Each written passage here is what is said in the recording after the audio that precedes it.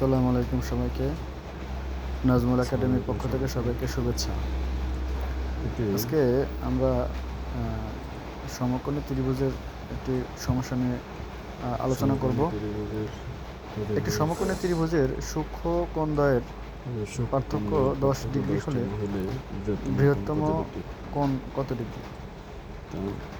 এই ধরনের সমস্যার সমাধান করতে হলে আমাদের প্রথমে একটি সমকোণী ত্রিভুজ অঙ্কন করতে হবে।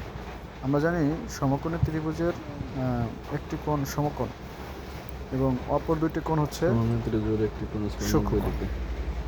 সমকোণী ত্রিভুজের একটি কোণ সমকোণ হয় তাহলে অপর দুইটি কোণের সমষ্টি হবে 90 ডিগ্রি। এখানে আমাদের দুইটি কোণের পার্থক্য দেওয়া আছে 10 ডিগ্রি। একটা কোণ যদি x হয় তাহলে অপর কোণ হবে হচ্ছে x + 10 অথবা x - 10। আমরা এখানে x + 10 নিয়েছি।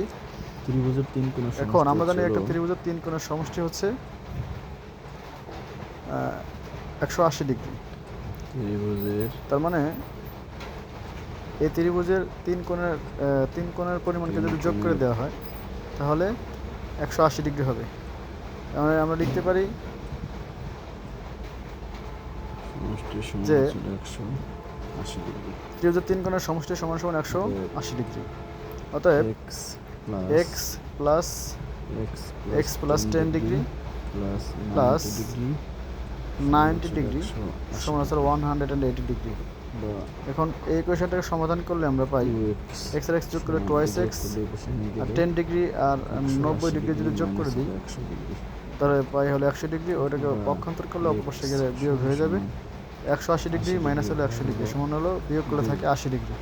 এখানে x এর সাথে 2 গুণ আছে, ওই পাশে গেলে ভাগ হয়ে যাবে। 80কে 2 দ্বারা ভাগ করলে x এর মান পাওয়া যায় হচ্ছে 40 ডিগ্রি। তার মানে আমাদের এখানে ক্ষুদ্রতম কোণের মান x পেলাম হচ্ছে 40 ডিগ্রি। অতএব বৃহত্তম কোণের মান হবে x + 10 ডিগ্রি। অতএব যদি আমরা বৃহত্তম কোণের মান চাই তাহলে এই 40 ডিগ্রির সাথে 10 ডিগ্রিকে যোগ করে দিতে হবে।